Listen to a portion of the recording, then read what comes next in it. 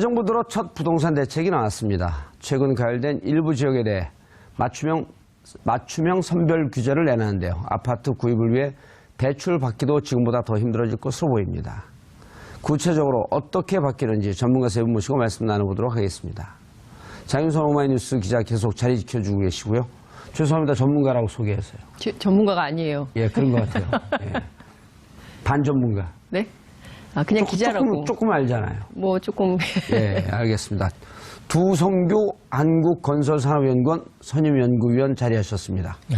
예. 안녕하세요. 박사님이세요? 예, 그렇습니다. 저도 박사과정했는데 지금 몇십 년 동안 하는데 그거 박사를 못 따는데 금방 따셨나 봐요. 아니, 그런데 이제 뭐 부동산에 대해서는 예. 우리가 굳이 하기가 없더라도 우리 예. 국민 전체가 사실은 다 전문가라고 볼 수 있고, 전문가죠. 예, 예. 뭐 거의 박사급에 해당된다고 볼 수 있습니다. 알겠습니다. 정철진 경제평론가님 자리하셨습니다. 네, 안녕하십니까. 오늘도 SBS 다녀오셨나요? 아닙니다. 예. 오늘은 안 다녀왔습니다. SBS에서 자주 봐요. 거기서 막 나오시더라고. 자, 무슨 정책을 내놨나요? 부동산 정책.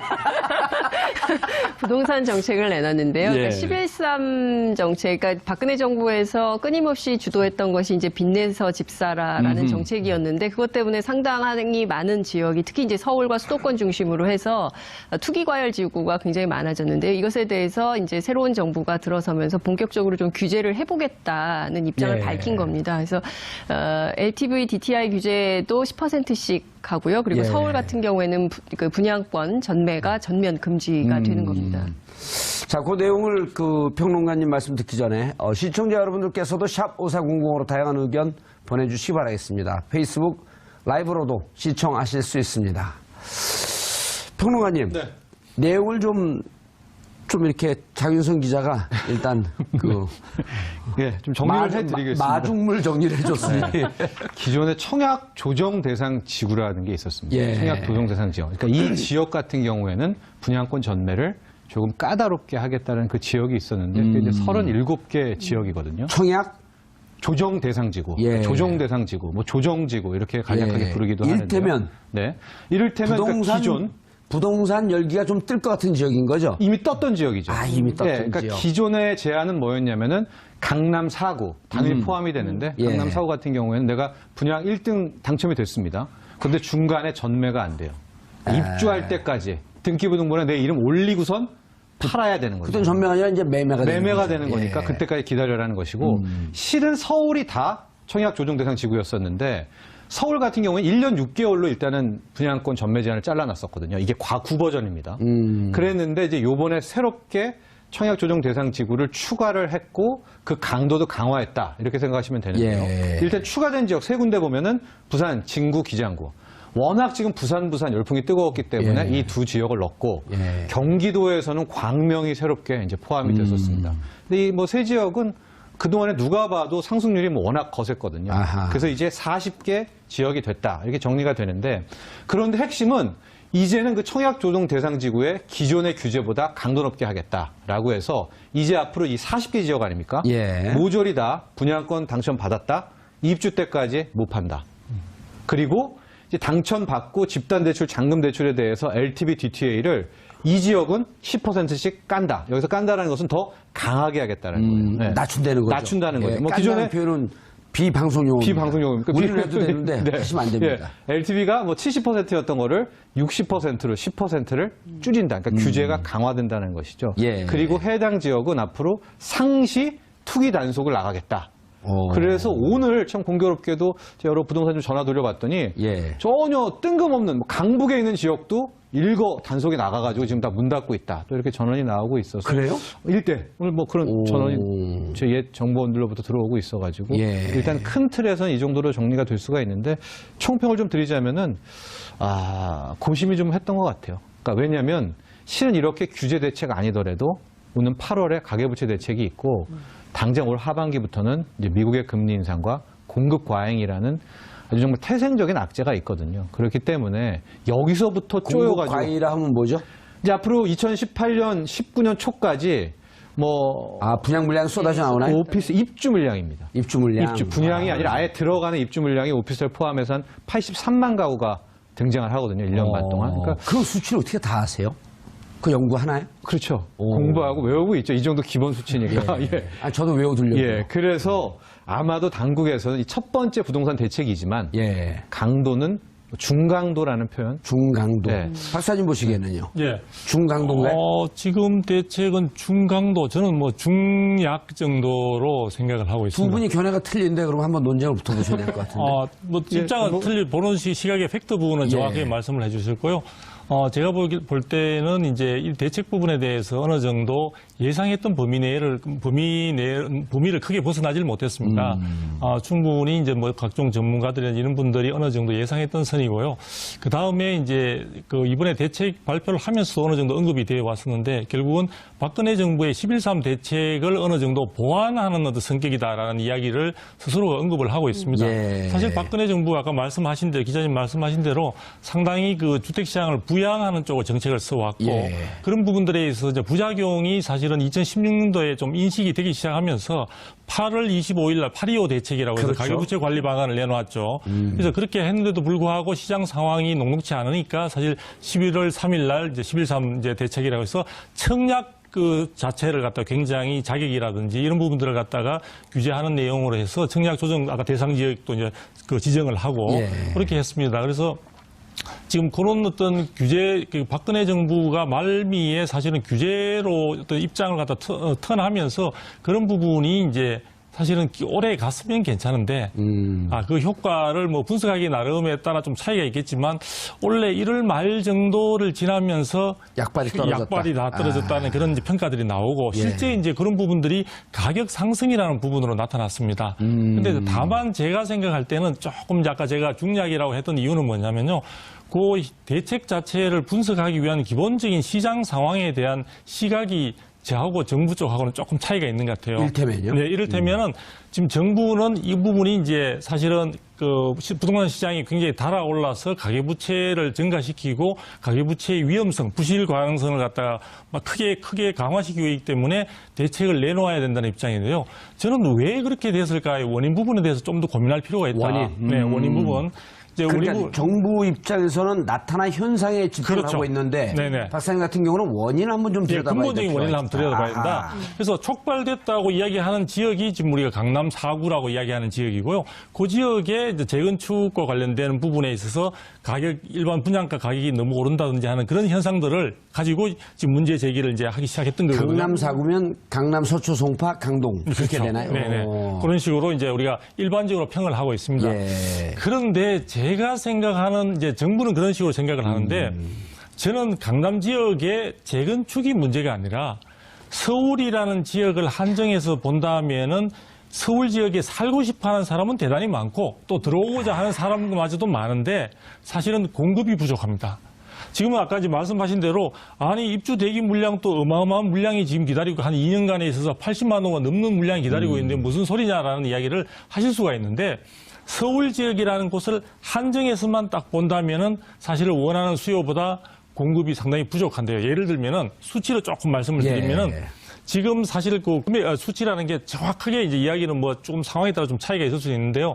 지금 경기 지역의 하반기에 원래 하반기에 경기 지역, 수도권의 가장 대표적인 지역이라고 볼 수가 있겠죠. 경기 지역의 입주 물량, 예상되는 입주 물량이 한 12만 호 정도 내외일 것으로 추정을 하고 있습니다. 하고 있는데 서울 지역 같은 경우에는 2만 호 내외에 그칠 것으로 보고 있습니다. 한 6분의 1밖에 안 되네요. 그렇죠. 예. 그런데 서울 지역에서 이것을 서울 지역에 들어오고자 하거나 혹은 지금 강남 지역의 재건축으로 인해서 멸실되거나 이주 수요를 갖다가 다 포함시켰을 때는 필요로 하는 수요는 얼마냐면 약 5만 호 정도가 필요로 할 것으로 예상을 하고 있습니다. 아, 그러니까 이렇게 보면 되겠네요. 강남 지역에 재건축 들어가면은 기존에 있던 사람들이 나가니까 네, 네. 결국은 그 자기의 주거 지역을 잃는 거거든요. 그렇죠. 준공할 때까지는 그렇죠. 기다려야 없어지죠. 되는데 그분들이 한 3만쯤 되고 네, 네. 그리고 실질적으로 서울에 공급되는 건 한 2만 호. 예, 예. 그러니까 합하게 되면 한 5만 호쯤 된다. 아니요. 그러니까 지금 필요로 하는 것은 예. 전체 나가시는 분들하고 예. 또 해당되는 지역에 또 다른 지역에서도 뭐 멸실이 되거나 이런 쪽인데 예. 그 전체가 5만 호 정도 되는데 공급은 2만 호다. 그렇죠. 원래 이제 공급이라는 표현은 우리가 신규 분양할 때 공급이라는 표현을 많이 쓰고 이건 입주 물량, 입주 대기 물량이라고. 아하. 여기 집이 다 만들어져서 예. 이제 사람의 몸만 들어가면은 되는 그 완성된 주택이 한 2만 호 정도에 그칠 것으로. 그럼 여전히 3만 원은 부족하다는 거예요. 그렇죠, 그렇죠. 그러니까 지금 이 서울의 경우에는 여러 가지 우리가 인구 절벽이나 이런 장기적으로 보면 여러 가지 악재가 있긴 하지만 지금 한 4, 5년 정도 내에서는 연간 한 2만에서 3만 정도의 실질적으로 집이 부족할 것으로 원하는 사람은 많은데 집 자체는 부족할 것으로 보이는 그런 부분이 있습니다. 거기에다가 요 한 가지 또 더 말씀드리고 싶은 거는 이렇게 해서 사람들이 이제 시장이 달아오르면서 수요에 비해서 공급이 부족하다 보니까 경쟁도 치열해지고 막 달아오르는데 내가 사실은 한 10년 뒤에 돈을 모아가 저축해서 내 꿈이 서울 안에 사는 것이다 라고 생각했던 사람들마저도 마음이 급해지는 거예요. 왜냐하면은 나중에 생각했던 그 계획들이 하반기에 금리도 오를 가능성이 있고 또 집도 지금 해서 지금 현재로도 굉장히 경쟁률이 치열한 상태에서 내가 기존 주택을 구입한다는 건 대단히 어렵기 때문에 일반 분양분이 상대적으로는 주변 시세 대비해서 조금 저렴하다고 볼 수 있습니다. 자, 그러다 보니까 그런 사람들 마음마저 급해지다 보니까 우리가 이 사람들을 가수요라는 단어로서 매도해야 될지는 잘 모르겠는데 급해진 분들까지 가미되다 보니까 시장이 정말 더 달아오르는 거죠. 그 실제 이상으로 달아오르다 보니까 매도자나 조합 입장에서는 분양가를 아무리 높여 부르더라도 사실 분양가 억제를 하고 하시는데요. 사실은 분양가가 33평에 예를 들어 15억, 20억을 하더라도 강남 지역에 분양을 할 때 이런 단어가 적절할지 모르겠는데 벌떼처럼 몰려드는 그런 수요가 있기 때문에 예. 강남 지역에 좀 어떻게 보면 약간 시청자분들이 좀 불쾌할 수도 있는데 오만불손하다라는 말이 사실은 맞을 정도로 집을 가지시거나 조합원들의 위세는 대단할 수밖에 없는 거죠. 그래 그 부분에 정부가 이제 칼을 들이대고자 하는 건데요. 과연 그 덩치를 상대로 칼이 이번에 예리하게 벼린다고 이야기하지 않습니까? 아주 날카롭게 이게 달구어졌느냐의 부분에 대해서 저는 조금 강도가 약하지 않냐는 말씀을 드렸던 겁니다. 예. 그럼 이번 규제의 정책이 이제 우리 두성희 박사님 표현에 따르면 이런 거거든요. 그 소식 끓고 있는데 그 끓고 있는 힘이 워낙 강할 때는 소뚜껑을 아무리 눌러도 이게 폭발해버리는 거거든요. 예. 이렇게 환상적인 비유를 처음 들어보셨죠? 예, 저 감사합니다. 순간적으로 제가 자기도 모르게. 일단 제가 정리를 좀 하면은요. 아까 예. 강도 얘기했을 때 중강이란 뜻이 아니라 예. 강, 중, 약이 있을 때 예. 이제 중이라는 뜻입니다. 아. 그러니까 세 가지 저 단계로 나눈 거고. 아까 중중에서도 센 편. 아니, 그러니까 중. 예, 중. 중의 강도. 아, 중의 네, 강도. 그러니까 이게 강, 중, 약, 중 예. 이제 3단계 구분을 했는데 이게 뭐 어떠냐면 일단 약을 제가 어떨 때 약이라고 했냐. 만에 하나 LTV, DTI를 안 건드렸다? 이 약입니다. 그리고 강은 어떨 때 강이 나와야 되냐? 투기과열지구 지정에 나와야 되고 여기 플러스 지금 가장 강남 재건축 및 재건축에 핫한 이 재건축 초과이익 환수제에 대한 강력한 언급. 실은 어차피 올 연말로 유예가 기간이 끝나는데 예. 재건축 초과이익 환수제 앞으로 문재인 정권 5년 동안 계속하겠다. 이 정도 나오면은 이건 강이거든요. 초과이익 환수제가 올 연말로 끝나는 일몰제. 그렇습니다. 정책인가요? 일몰제입니다. 뭐 쉽게 설명드리면은 이제 재건축에 이익 얻을 거 아닙니까? 예. 그 액수에 따라서 적게는 10%, 많게는 이제 50%. 과세를 하겠다 이런 거죠. 50% 세금으로 내는 겁니다. 예. 그래서 요번에 재건축 이익 환수제가 만에 하나 일몰이 끝나는 연내 된 데는요. 됐다 오케이 떨어질 때 2억씩 올라요. 2억 3억. 그게 신 세금으로 반을 뜯기니까 그거 위에 바다는 된다는 이 최고이익 환수제인데 오늘 제가 중으로 표현한 것은 투기과열지구가 일단 없었고 재건축 초과이익 환수제에 대해서 지금 뭐 기자들 물어보니까 끝나고 브리핑할 때는 뭐 어차피 그거 연말로 끝나는 거 아니야 뭐 이런 식으로 브리핑을 했다라고 하는데 좀 공식적으로 그런 얘기는 안 했거든요.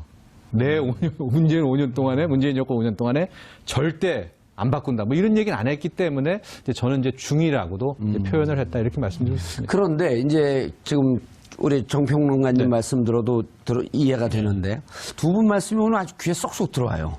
이 어려운 얘기 이렇게 쉽게 푸는 분들도 처음 봤어요. 또 하나 제가 덧붙여도 될까요? 예. 계속 붙이세요. 예. 한 서너 개 더 붙여도 돼요. 정부의 정책 부분에서 사실은 그 내용만 본다면은 강도가 약한 것은 아닙니다. 저도 이제 그 부분을 공감을 하는데 예.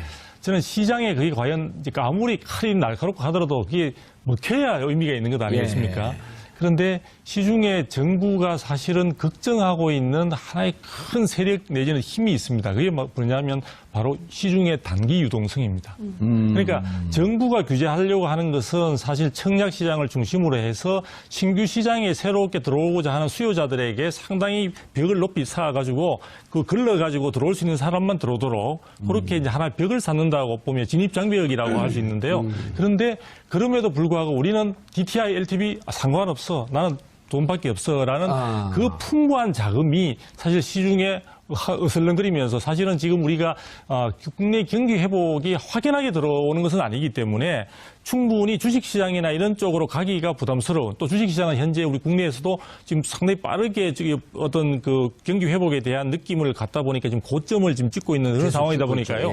추가적으로 그쪽에 자금이 들어가기는 힘든 시중의 단기 부동산 자금이 2016년 작년 말 기준으로 한국은행 발표에 의하면 1,000조가 넘습니다. 1,010조 2천억이라고 하는데 지금은 또 시간이 또 반년 가까운 세월을 더 흘렀으니까 그렇죠. 아마 더 돈이 풀렸을 것으로 보여지고요. 그래서 제가 비교를 하자면은 고 노무현 대통령 시절, 그 노무현 정부죠. 예. 노무현 정부 시절에도 사실은 부동산 요즘 많이 이제 문재인 정부 그 새 대통령 새 정부가 비교를 많이 하는데 그 당시에도 사실은 골치 아픈 게 시중의 그 부동 자금이었습니다. 단기 부동 자금인데 그때 부동산 시장에 사실 교란하는 가장 큰 요인 중에 하나다라는 지적을 했었는데 그 당시 규모가 300조 내외였습니다. 3배가 늘었네요. 그렇죠. 3배가 늘은 상태죠. 자, 이 상태에서 이 돈에 대한 충분한 어떻게 보면 그 정부에서 흡수할 수 있는 장치나 대책이 없이 사실 부동산 시장만 누른다고 해서 과연 먹혀 들어가겠느냐? 알겠습니다. 정평관님. 네. 평론가님, 그런데 이제 지금 말씀을 듣다 보니까 자, 11.3 조치는 빚내서 집 사라. 경기 부양책이었단 말이에요? 와, 꼭 그렇게 보기에는 힘들죠. 왜? 지금 게 초안이 된 게 11.3 대책이죠.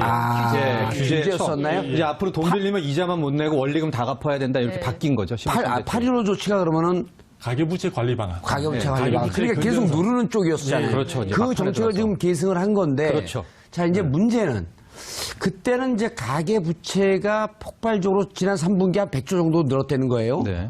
폭발적으로 느는 것 때문에 가계부채 관리 대책을 내놨지만 문제는 그때 경기가 회복되는 조짐은 지금보다 강하지 않았었단 말이에요. 예. 지금 경기 회복 조짐이 수치가 선행 지수가 지금 좋아지고 있고 그러면은 또 하나는 이제 뭐냐면 부동산 경기를 누르는 것까지는 좋은데 이것이 자칫 잘못해갖고 경기 부양도 막는 거 아니냐라고 하는 반대하는 분들이 계속 그 논리 제기를 하거든요. 그렇습니다. 그거를 두 마리 토끼를, 그러니까 부동산을 일정 정도 잡으면서 경기 부양은 또 우리가 워낙 오랫동안 침체되어 있었기 때문에 세계 경기가 좀 좋아지고 있는데 이 분위기 편성에서 같이 좀 올릴 필요도 또 있단 말이에요. 네. 이걸 어떻게 잡는 게 두 마리 토끼. 그래서 제가 이제 아까 고심이 깊은 흔적이 있다라고 예. 이제 말씀을 드렸는데 만에 하나 이제 문재인 경제팀의 지금 소득주도 성장은 제이노믹스 아닙니까? 그렇죠. 제이노믹스가 아니라 이게 이전 소위 말하는 경제 민주화 쪽의 그 라인이었다면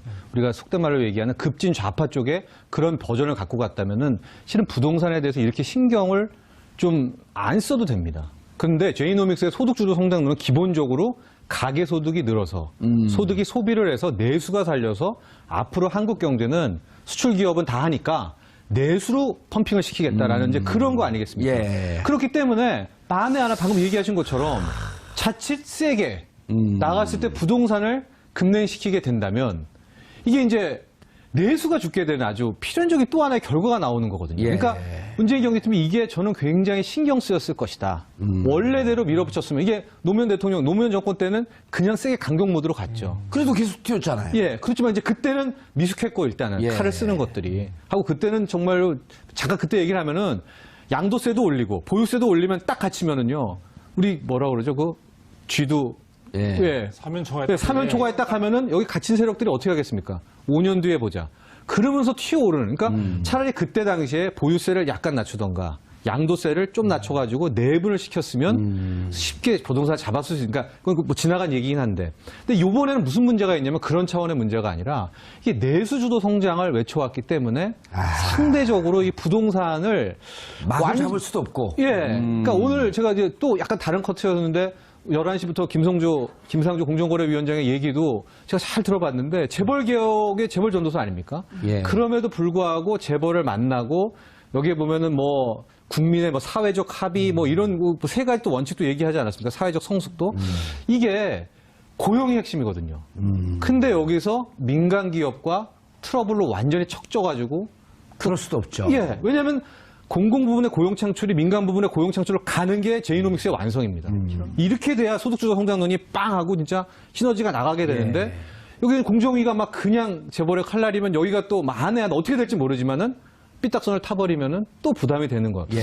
그러니까 아마도 이번에 경제팀은 그 소득주도 성장론의 완벽한 그림을 위해서 실은 마치 토끼머리 전법처럼 천천히 가려는 그런 의도가 좀 읽혀졌습니다. 실제로 보면 한국 경제가 갖고 있는 가장 큰 문제 중에 핵심이 가계부채잖아요. 그러니까 이 가계부채 문제라는 이 폭탄을 안고 있는 정부이기 때문에 이것을 건드리기 시작하면 그야말로 어느 한순간 와르르 무너질 수 있을지 모른다는 위기감이 계속 있었던 것이고요. 그래서 요 관리를 가계부채 문제를 관리하면서 동시에 소득주도 성장을 하기 위해서는 중요한 것은 임금 격차를 해소해야 되는 것이거든요. 그러니까 가게마다 자 보시면 교육비 지출해야 되죠. 그다음에 부동산 관련해서 지출이 있죠. 그 다 하면은 사실 쓸 돈이 없는 거예요. 그러니까 내수 경기가 활성화될 수 없는 가장 큰 이유가 나가는 돈이 너무 많으니까 실제로 돈을 쓸 수 있는 여유가 없다는 거죠. 여유 자금이 없기 때문에 이 문제가 계속 되풀이 반복되는 것인데 이것을 해결하려는 핵심적인 원인은 아직까지 처방은 나오지 않았다 이렇게 볼 수 있을 것 같습니다. 박사님, 예. 그 같은 맥락의 이제 얘기인데 지금 아까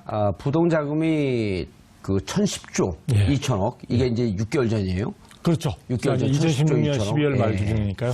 그런데 이제 그 지금 노무현 정부 때보다 조금 더 지금 그 이게 이 경제 문제가 좀 더 복잡해진 것 같아요. 그렇죠. 그러니까 어쨌든 소득 주도 해갖고 경기가 좀 일정 정도 내수를 활성화시켜야 되는데 부동산을 일방적으로 누르면 내수를 죽일 수 있는 위험성이 있는데 자 문제는 뭐냐면 실질적으로 1,000조 정도의 부동자금이 그 유동성 자금들이 돌아다니고 있단 말이에요. 그렇죠. 이거를 만약에 그냥 그 터지도록 놔두게 되면 시장에서의 양극화가 더 심해지는 거 아니에요. 그렇죠. 부동산가 뛰면서 집 있는 사람들은 점점 가격이 올라가고 없는 사람은 계속 맞습니다. 그 자산이 줄어들고 이런 문제도 또 동시에 해결해야 되는 거 아니에요. 양극화 문제를. 예, 예. 시장도 좀 활성화시켜야 되고 부동산도 일정하게 좀 잡아야 되고 양극화도 좀 눌러야 되고 이거 어떻게 해결해야 돼요? 쉽지 않습니다.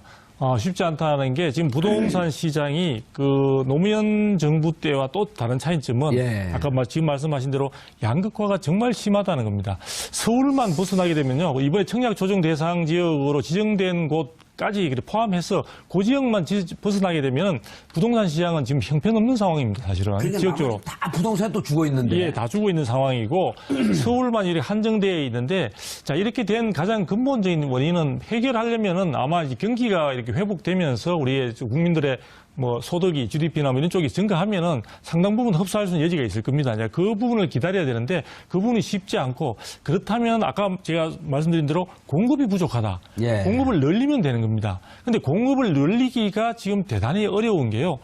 중장기적으로 보면은 결국 우리가 인구 증가율의 감소, 나아가서는 2030년 정도가 되면 인구 절벽이라는 것이 기다리고 있기 때문에 수요는 앞으로 줄어들 가능성이 훨씬 높습니다.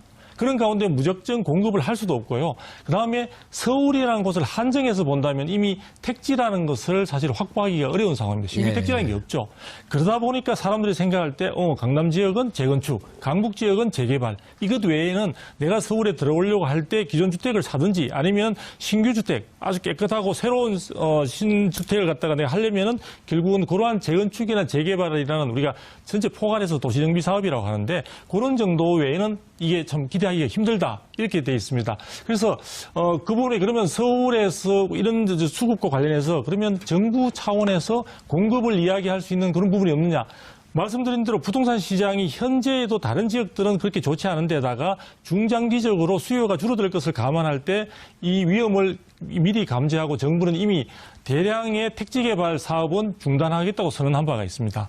자, 그 부분에서 택지를 신규로 공급하는 건 이제 택지 공급을 통한 방법은 거의 대량 규모의 공급은 없는 상태이고 앞으로도 그것을 도입하기는 대단히 무리가 따르거나 문제가 될 수 있기 때문에 사실 그래서 이 방법이 별로 없는 겁니다. 저 오늘 나온 김에 말씀을 드리면 대통령께서도 야심차게 사실은 임대주택 공급도 굉장히 연간 17만 호를 공급하겠다. 그렇겠죠.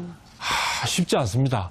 왜요? 왜냐하면요, 세입자들이 원하는, 정말 임차인들이 원하는 임대주택은 가능한 한 도심지의 직주 근접, 직장과 가까이 있고 자기가 생활에 있어 편의성을 충분히 확보할 수 있는 것을 원합니다. 내가 아무리 새들어 살더라도 아무데나 저 산속에다가 집을 지어 놓는다고 해서 그것은 나에게 집을. 그렇죠. 서울 직장 있는 사람한테 부산에다 줘줄 수 없잖아요. 그럼요, 없죠. 그러니까 그렇게 하려고 하면은 부지가 없는 겁니다. 부지가 없고 그렇게 하기 위해서 물론 이제 매입 임대라든지 이런 쪽을 하긴 하는데 그 전체가 과거보다는 임대주택을 마련하는데 드는 비용이 천문학적으로 늘어나고 있는 겁니다. 택지구입 비용 그래서 때문에. 대통령께서도 거기다 아주 충분한 그 선거 과정에서 제가 기억하기로는 보유세 등을 강화해서 그것을 임대주택 공급에다 공적인 부분에 도시재생과 함께 쓰겠다는 말씀을 하신 것 같은데 제가 보기에는 그 임대주택 공급에 큰 사명을 끌고 나가는 쪽이 또 LH 아닙니까? 그렇죠. LH 지금 자기 앞가림도 지금 안 되는 상황에서 저는 정치권에서 오히려 이런 그 주택 가격의 상승 부분에서 굳이 강남 지역에서 막 올라가는 부분에 관심을 두기보다는 저는 실질적으로 세입자 혹은 저소득층에게 내 집 마련까지는 아니더라도 안정적인 주거를 할 수 있는 임대주택 공급에 핵심적으로 관건이 되고 있는 토지의 문제, 대지 부분 확보 문제, 택지 문제와 그다음에 그 비용, 그 부분을 어떻게 할 것인가에 대한 고민과 저는 정부 차원의 결단이 있어야 된다. 그렇게 하기 위해서는 정치권에서 제가 볼 때 여기에 적절한 용어인지 모르겠지만 저는 LH로 하여금 지금 부채의 끈을 갖다가 사슬을 풀어줘야 된다고 생각합니다. 그게 무슨 얘기죠? 그러니까 임대주택만을 위해서 그쪽에 전념할 수 있도록 지금 매일인가요? 100억씩의 이자가 나간다고. 그렇죠. 그러다 보니까 LH 직원들도 생각하는 것은 뭐냐면은 임대 사업에 대한 추진을 하면서 항상 수익성을 계산하더라고요. 저는 임대주택 공급은 수익성을 계산해서는 안 되는 거죠. 공공성을 강조하자 그럼요. 이런 거죠. 예, 그리고 그 부분과 관련해서 거기에 들어가는 부분 예산은 어떻게 해요? 그거는 정부에서 재정으로 부담을 해야 되는 부분이죠. 저는 다른 것보다 서민들의 주거 안정을 정책 목표에 가장 우선순위에 둔다고 하시면서 그 부분에 들어가는 예산에 대해서는 정치권에서도 굉장히 짠돌이 같은 느낌을 가지고 있습니다. 우파적 얘기를 하면서 근본은 좌파적 마인드를 또 갖고 저는 우나 계시네요. 좌나 별 상관없이 헷갈려 죽겠어요. 그래서 그 부분이 안정이 된다면요. 예. 시장에서 사실은 이렇게 되는 원인들 중에 또 하나 보면은 결국은 임대주택이 충분하지 않고 임차인들의 여러 가지 상황들이 어렵다 보니까 전세 문제, 월세 문제 등등해서 맞습니다. 결국 우리 민간에 이런 부분이 있거든요. 이걸 근본적으로 해결하려면 정부가 또 정치권에서 정말 솔직담백하게 그래 LH 부채 그 부분은 따로 어떻게 만들어서 해결하도록 하고 당신들은 돈 생각하시지 임대주택만을 위해서 한번 5년 동안 예. 긴 시간도 아닙니다. 야, 저는 저 정책을 예. 개인적으로 무척 선호하는 정책이에요. 저도요. 그리고 결혼하는 청년 부부들 있잖아요. 예. 임대주택을 그냥 저렴하게. 저렴이 아니고 정말 왜 행복주택 개념으로 관리비나 이런 것도 예. 한 3년 동안은 예. 정부 재정으로 대줘야 돼요. 그리고 3년 있다가 애 낳지 않고 이게 위장 결혼하는 사람들도 있거든요.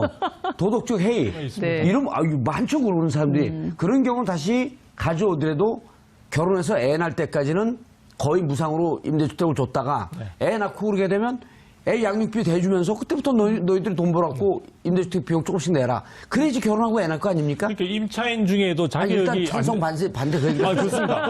동의하고 지금 지적하신 대로 임차인 중에도 자격이 되지 않는 사람들인데도 불구하고 임대주택에 사시는 분들 많다기보다 있거든요. 좀 있죠. 그래서 서울시 차원에서 저도 지금 이번 달 말에 그 임차인의 자격 심사와 관련되는 위원회가 열리고 거기에 참여하게 됩니다. 그러니까 가장 필요로 하는 사람한테 제대로 임대주택이 공급돼야 되고요. 예. 사실은 이제 많은 사람들이 임대주택을 갖다가 원한다고 공공임대를 원한다고 하니까 집이 있는 사람들은 뭐 저렇게 저기에다 목을 맬까 이런 생각을 하시는데요. 서울 그렇지 지역의 않죠. 경우에 예. 제가 직접 방문을 해서 보면은 임대료가 정말 쌉니다.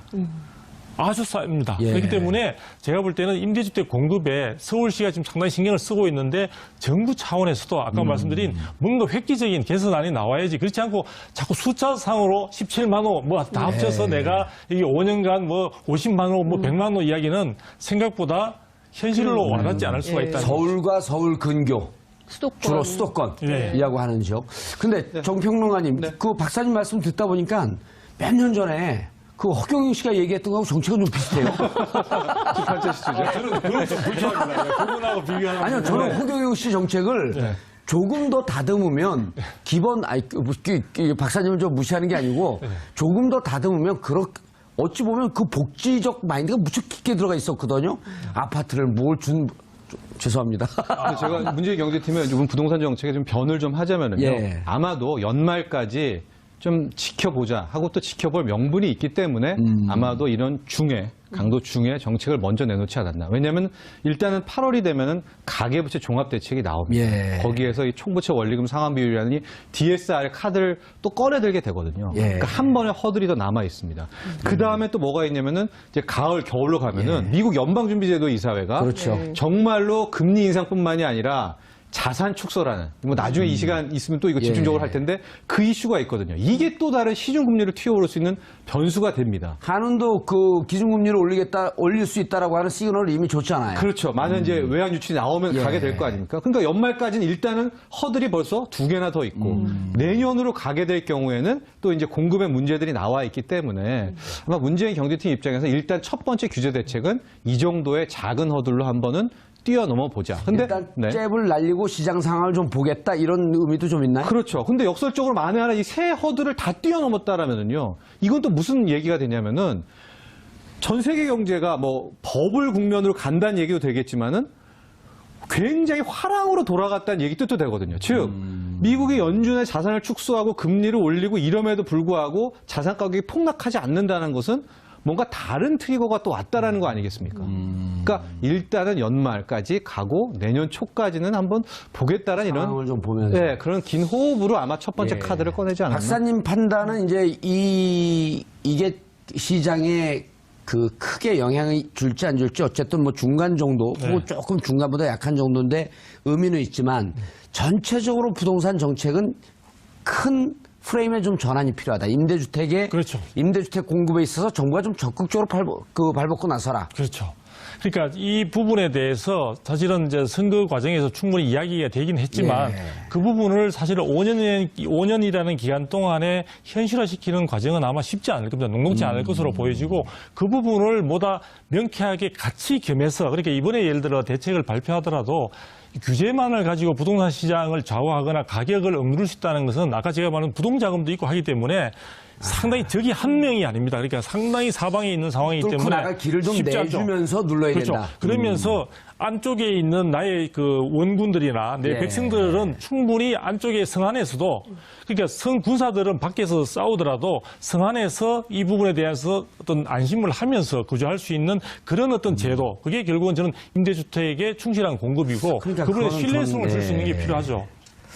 자, 저희가 그 총론을 빅픽처로 들어가다 보니까 LTV, DTI 얘기를 못 했는데 그것만 간단하게 좀 설명을 해 주시죠. 이번에 LTV라는 게 이제 집값 대비 얼만큼 돈 빌릴 수가 있는가. DTI는 자신의 소득 대비 연간 갚는 원리금 사족 비율이 얼마나 되는가라는 얘기입니다. LTV는 70%에서 60% 이번 40개 지역이요. 그다음에 40개 DTI는 60%에서 50%로 이제 줄였는데. 그러니까 기존에 10억짜리 아파트를 살 때 7억을 빌릴 수 있었으면 이제는 6억. 밖에 그 못 40개 빌린다. 지역만 해당이죠. 그렇죠. 40개 나머지 지역은 지역입니다. 해당 아니고.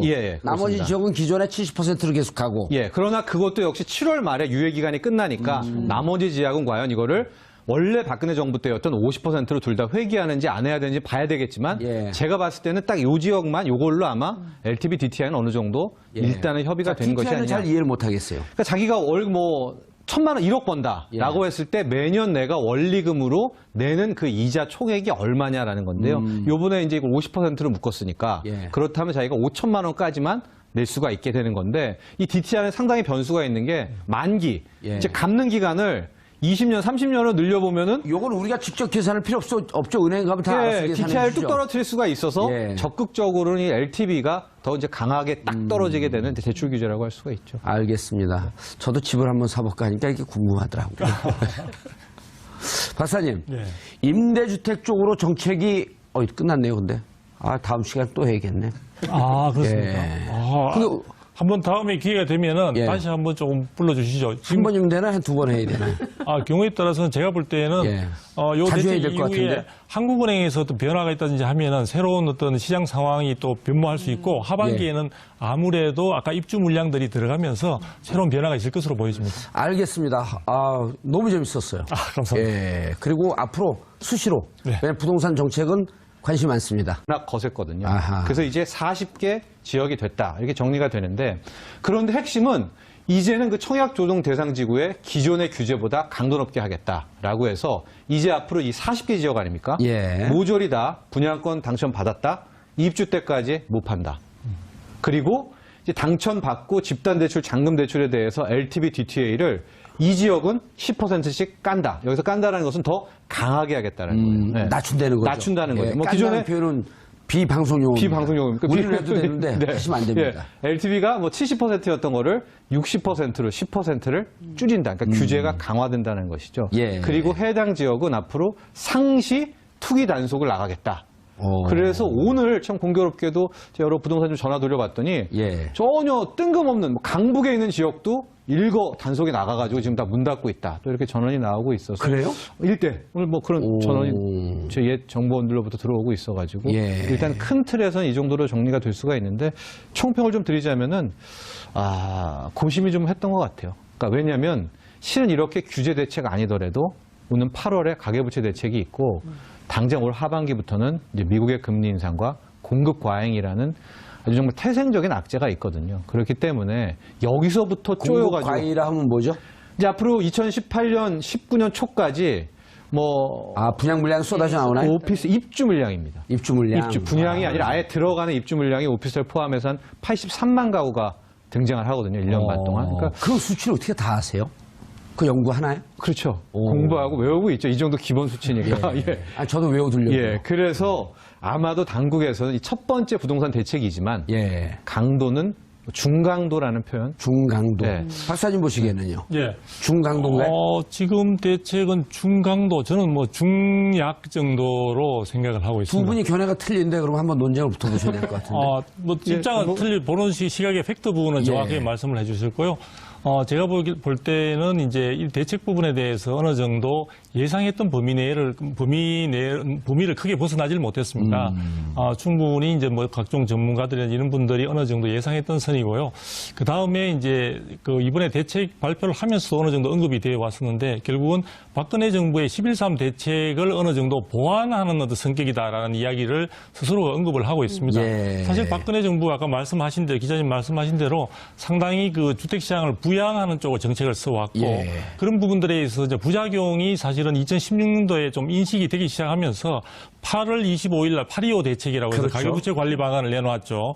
그래서 그렇게 했는데도 불구하고 시장 상황이 녹록치 않으니까 사실 11월 3일 날 이제 11.3 이제 대책이라고 해서 청약 그 자체를 갖다 굉장히 자격이라든지 이런 부분들을 갖다가 규제하는 내용으로 해서 청약 조정 아까 대상 지역도 이제 그 지정을 하고 그렇게 했습니다. 그래서 지금 그런 어떤 규제, 박근혜 정부가 말미에 사실은 규제로 어떤 입장을 갖다 턴하면서 그런 부분이 이제 사실은 오래 갔으면 괜찮은데, 그 효과를 뭐 분석하기 나름에 따라 좀 차이가 있겠지만, 원래 1월 말 정도를 지나면서 약발이 떨어졌다. 약발이 다 떨어졌다는 그런 이제 평가들이 나오고, 실제 이제 그런 부분들이 가격 상승이라는 부분으로 나타났습니다. 근데 다만 제가 생각할 때는 조금 아까 제가 중약이라고 했던 이유는 뭐냐면요. 그 대책 자체를 분석하기 위한 기본적인 시장 상황에 대한 시각이 저하고 정부 쪽하고는 조금 차이가 있는 것 같아요. 이를테면요? 네, 이를테면은 지금 정부는 이 부분이 이제 사실은 그 부동산 시장이 굉장히 달아올라서 가계부채를 증가시키고 가계부채의 위험성, 부실 가능성을 갖다가 막 크게 강화시키고 있기 때문에 대책을 내놓아야 된다는 입장인데요. 저는 왜 그렇게 됐을까의 원인 부분에 대해서 좀 더 고민할 필요가 있다. 원인? 네, 원인 부분.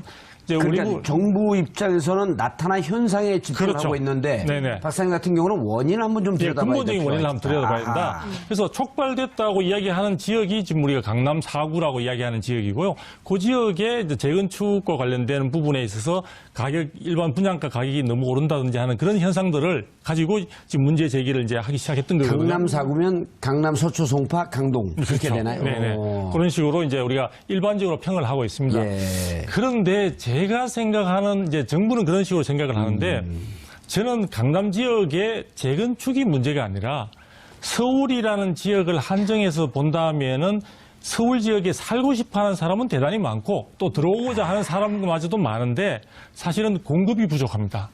지금은 아까 이제 말씀하신 대로 아니 입주 대기 물량도 어마어마한 물량이 지금 기다리고 한 2년간에 있어서 80만 호가 넘는 물량이 기다리고 있는데 무슨 소리냐라는 이야기를 하실 수가 있는데 서울 지역이라는 곳을 한정해서만 딱 본다면은 사실은 원하는 수요보다 공급이 상당히 부족한데요. 예를 들면은 수치로 조금 말씀을 드리면은 지금 사실 그 수치라는 게 정확하게 이제 이야기는 뭐 조금 상황에 따라 좀 차이가 있을 수 있는데요. 지금 경기 지역의 하반기에 올해 하반기에 경기 지역, 수도권의 가장 대표적인 지역이라고 볼 수가 있겠죠. 경기 지역의 입주 물량, 예상되는 입주 물량이 한 12만 호 정도 내외일 것으로 추정을 하고 있습니다.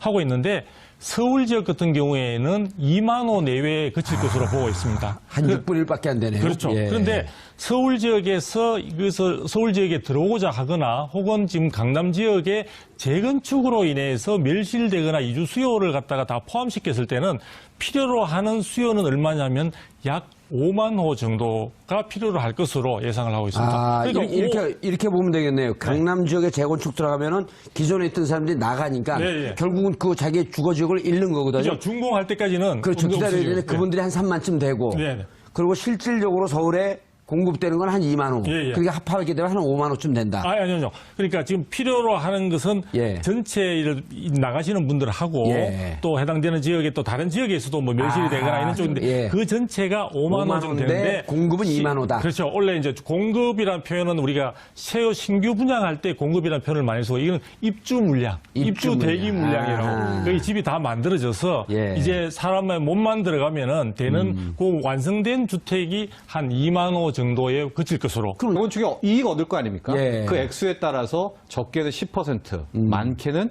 이제 50%. 과세를 하겠다 이런 거죠. 50% 세금으로 내는 겁니다. 예. 그래서 요번에 재건축 이익 환수제가 만에 하나 일몰이 끝나는 연내 된 데는요. 됐다 오케이 떨어질 때 2억씩 올라요. 2억 3억. 그게 신세금으로 반을 뜯기니까 그거 위에 바다는 된다는 이 최고의 이익 환수제인데 오늘 제가 중으로 표현한 것은 투기과열지구가 일단 없었고 재건축 초과이익 환수제에 대해서 지금 뭐 기자들 물어보니까 끝나고 브리핑할 때는 뭐 어차피 그거 연말로 끝나는 거 아니야 뭐 이런 식으로 브리핑을 했다라고 하는데 좀 공식적으로 그런 얘기는 안 했거든요. 문재인 5년 동안에 문재인 정권 5년 동안에 절대 안 바꾼다. 뭐 이런 얘기는 안 했기 때문에 이제 저는 이제 중이라고도 이제 표현을 했다 이렇게 말씀드리고 싶습니다. 그런데 이제 지금 우리 정평론가님 말씀 들어도 이해가 되는데 두 분 말씀이 오늘 아주 귀에 쏙쏙 들어와요. 이 어려운 얘기 이렇게 쉽게 푸는 분들도 처음 봤어요. 또 하나 제가 덧붙여도 될까요? 예. 계속 붙이세요. 예. 한 서너 개 더 붙여도 돼요. 정부의 정책 부분에서 사실은 그 내용만 본다면은 강도가 약한 것은 아닙니다. 저도 이제 그 부분을 공감을 하는데 저는 시장에 그게 과연 아무리 칼이 날카롭고 하더라도 그게 먹혀야 의미가 있는 것 아니겠습니까?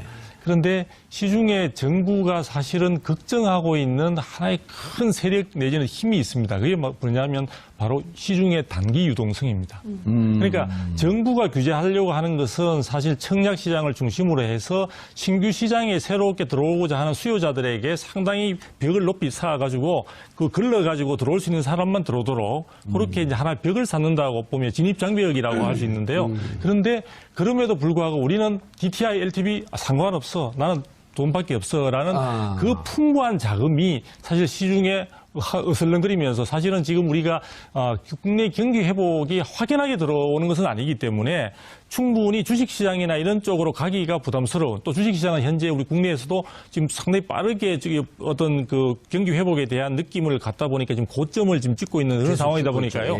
추가적으로 그쪽에 자금이 들어가기는 힘든 시중의 단기 부동성 자금이 2016년 작년 말 기준으로 한국은행 발표에 의하면 1,000조가 넘습니다.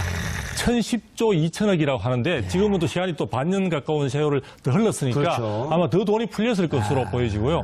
그래서 제가 비교를 하자면은 고 노무현 대통령 시절, 그 노무현 정부죠. 예. 노무현 정부 시절에도 사실은 부동산 요즘 많이 이제 문재인 정부 그 새 대통령 새 정부와 비교를 많이 하는데 그 당시에도 사실은 골치 아픈 게 시중에 그 부동자금이었습니다. 단기 부동자금인데 그때 부동산 시장에 사실 교란하는 가장 큰 요인 중에 하나다라는 지적을 했었는데 그 당시 규모가 300조 내외였습니다. 3배가 늘었네요. 그렇죠. 3배가 늘은 상태죠.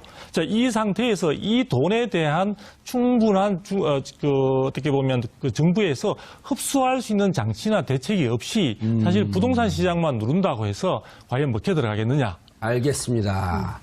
정평관님. 네. 평론가님, 그런데 이제 지금 말씀을 듣다 보니까, 자, 11.3 조치는 빚내서 집 사라.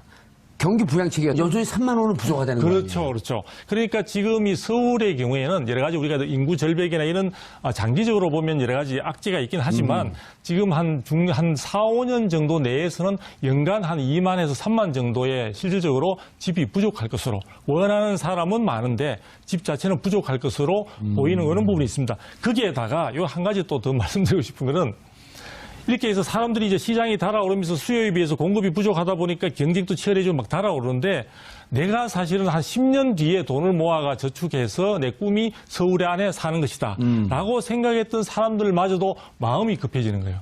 왜냐하면은 나중에 생각했던 그 계획들이 하반기에 금리도 오를 가능성이 있고 또 집도 지금 해서 지금 현재로도 굉장히 경쟁률이 치열한 상태에서 내가 기존 주택을 구입한다는 건 대단히 어렵기 때문에 일반 분양분이 상대적으로는 주변 시세 대비해서 조금 저렴하다고 볼 수 있습니다. 자, 그러다 보니까 그런 사람들 마음마저 급해지다 보니까 우리가 이 사람들을 가수요라는 단어로서 매도해야 될지는 잘 모르겠는데 급해진 분들까지 가미되다 보니까 시장이 정말 더 달아오르는 거죠. 그 실제 이상으로 달아오르다 보니까 매도자나 조합 입장에서는 분양가를 아무리 높여 부르더라도 사실 분양가 억제를 하고 하시는데요. 사실은 분양가가 33평에 예를 들어 15억, 20억을 하더라도 강남 지역에 분양을 할 때 이런 단어가 적절할지 모르겠는데 벌떼처럼 몰려드는 그런 수요가 있기 때문에 예. 강남 지역에 좀 어떻게 보면 약간 시청자분들이 좀 불쾌할 수도 있는데 오만불손하다라는 말이 사실은 맞을 정도로 집을 가지시거나 조합원들의 위세는 대단할 수밖에 없는 거죠. 그래 그 부분에 정부가 이제 칼을 들이대고자 하는 건데요. 과연 그 덩치를 상대로 칼이 이번에 예리하게 벼린다고 이야기하지 않습니까? 아주 날카롭게 이게 달구어졌느냐의 부분에 대해서 저는 조금 강도가 약하지 않냐는 말씀을 드렸던 겁니다. 예. 그럼 이번 규제의 정책이 이제 우리 두성희 박사님 표현에 따르면, 이런 거거든요. 그 소식 끓고 있는데, 그 끓고 있는 힘이 워낙 강할 때 소뚜껑을 아무리 눌러도 이게 폭발해버리는 거거든요. 예. 이렇게 환상적인 비유를 처음 들어보셨죠? 예, 저도 감사합니다. 순간적으로 제가 자기도 모르게. 예. 근데 이제 제가 정리를 좀 하면은요. 아까 예. 강도 얘기했을 때 중강이란 뜻이 아니라 예. 강, 중, 약이 있을 때 예. 이제 중이라는 뜻입니다. 아. 그러니까 세 가지 저 이제 단계로 나눈 거고. 중 중에서도 센 편. 아니, 그러니까 중. 예, 중. 중의 강도. 중에 네, 강도. 그러니까 이게 강, 중, 약, 중 이제 3단계 구분을 했는데 이게 뭐 어떠냐면 일단 약을 제가 어떨 때 약이라고 했냐. 만에 하나 LTV, DTI를 안 건드렸다? 이 약입니다. 그리고 강은 어떨 때 강이 나와야 되냐? 투기과열지구 지정에 나와야 되고 여기 플러스 지금 가장 강남 재건축 및 재건축에 핫한 이 재건축 초과이익 환수제에 대한 강력한 언급. 실은 어차피 올 연말로 유예가 기간이 끝나는데 예. 재건축 초과이익 환수제 앞으로 문재인 정권 5년 동안 계속하겠다. 계속하겠다. 이 정도 나오면은 이건 강이거든요. 초과이익 환수제가 올 연말로 끝나는 일몰제. 그렇습니다. 정책인가요? 일몰제입니다. 뭐 쉽게 설명드리면은 이제 정부 들어 첫 부동산 대책이 나왔습니다. 최근 가열된 일부 지역에 대해 맞춤형 선별 규제를 내놨는데요. 아파트 구입을 위해 대출 받기도 지금보다 더 힘들어질 것으로 보입니다. 구체적으로 어떻게 바뀌는지 전문가 세 분 모시고 말씀 나눠보도록 하겠습니다. 장윤선 오마이뉴스 기자 계속 자리 지켜주고 계시고요. 죄송합니다. 전문가라고 소개하세요. 전문가가 아니에요. 예, 그런 것 같아요. 예. 반전문가. 네? 그냥 기자라고. 조금 알잖아요. 뭐 조금. 예, 알겠습니다. 두성교 한국건설산업연구원 선임연구위원 자리하셨습니다. 네. 예. 안녕하세요. 박사님이세요? 예, 그렇습니다. 어휴, 저도 박사과정 했는데 지금 몇십 년 동안 하는데 그거 박사를 못 따는데 금방 따셨나 봐요. 아니, 그런데 이제 뭐 부동산에 대해서는 예. 우리가 굳이 학위가 없더라도 우리 예. 국민 전체가 사실은 다 전문가라고 다 볼 수 있고, 전문가죠. 예, 예. 뭐 거의 박사급에 해당된다고 볼 수 있습니다. 알겠습니다. 정철진 경제평론가님 자리하셨습니다. 네, 안녕하십니까. 오늘도 SBS 다녀오셨나요? 아닙니다. 예. 오늘은 안 다녀왔습니다. SBS에서 자주 봐요. 거기서 막 나오시더라고. 자, 무슨 정책을 내놨나요? 부동산 정책. 부동산 정책을 내놨는데요. 예. 그러니까 11.3 정책, 그러니까 박근혜 정부에서 끊임없이 주도했던 것이 이제 빚내서 집 사라라는 정책이었는데 그것 때문에 상당히 많은 지역이 특히 이제 서울과 수도권 중심으로 해서 투기 과열 지구가 굉장히 많아졌는데요. 이것에 대해서 이제 새로운 정부가 들어서면서 본격적으로 좀 규제를 해보겠다는 입장을 예. 밝힌 겁니다. 그래서 LTV, DTI 규제도 10%씩 하고요. 그리고 예. 서울 같은 경우에는 그 분양권 전매가 전면 금지가 되는 겁니다. 자, 그 내용을 그 평론가님 말씀 듣기 전에 시청자 여러분들께서도 샵 5400으로 다양한 의견 보내주시기 바라겠습니다. 페이스북 라이브로도 시청하실 수 있습니다. 평론가님, 네. 내용을 좀 이렇게 장윤성 기자가 일단 그 예, 좀 정리를 해드리겠습니다. 마중물 정리를 해줬어요. 기존에 청약 조정 대상 지구라는 게 있었습니다. 예. 청약 조정 대상 지역. 그러니까 이 지역 같은 경우에는 분양권 전매를 조금 까다롭게 하겠다는 그 지역이 있었는데 그게 이제 37개 지역이거든요. 청약 조정 대상 지구, 예. 조정 대상 지구, 뭐 조정 지구 이렇게 간략하게 예. 부르기도 하는데. 이를테면 네. 이를테면 그러니까 기존 부동산 열기가 좀 뜰 것 같은 지역인 거죠? 이미 떴던 지역이죠. 아, 이미 떴던 그러니까 지역. 기존의 제안은 뭐였냐면은 강남 4구 당연히 포함이 되는데 예. 강남 4구 같은 경우에는 내가 분양 1등 당첨이 됐습니다. 그런데 중간에 전매가 안 돼요. 입주할 때까지 등기부등본에 내 이름 올리고선 팔아야 되는 거죠. 그땐 전매가 아니라 이제 매매가 되는 매매가 거죠. 되는 거니까 예. 그때까지 기다려라는 것이고 실은 서울이 다 청약 조정 대상 지구였었는데 서울 같은 경우는 1년 6개월로 일단은 분양권 전매 제한을 잘라놨었거든요. 이게 과구 버전입니다. 그랬는데 이제 요번에 새롭게 청약 조정 대상 지구를 추가를 했고 그 강도도 강화했다. 이렇게 생각하시면 되는데요. 예. 일단 추가된 지역 세 군데 보면은 부산, 진구, 기장구. 워낙 지금 부산 열풍이 뜨거웠기 때문에 예. 이 두 지역을 넣고 예. 경기도에서는 광명이 새롭게 이제 포함이 됐었습니다. 근데 이 뭐 세 지역은 그동안에 누가 봐도 상승률이 뭐